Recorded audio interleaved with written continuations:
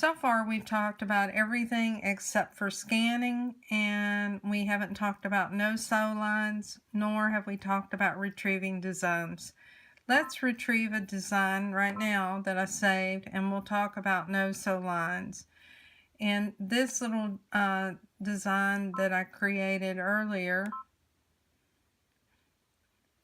if I choose next and preview and OK, what you see is stitching around the outside with candle wicking stitches, but for these stippling stitches, you do not see a design line or border. And the way that I was able to create that was by choosing no sew line. We'll return and clear the screen and let me show you. I'll choose a shape. We'll choose a circle and say OK. And we'll leave that circle this size. We'll go and choose a square and say OK. Let's enlarge that square. And OK. Now, what I want to do is put a stippling stitch inside the circle, but I don't want a border.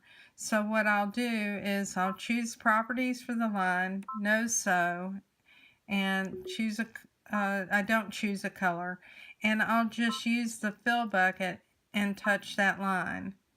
I'll go ahead and add an outside line of stitches to the outside of the square, and now I'll fill the inside of that circle with some stitches, and I'll choose stippling. So if I go to next and preview,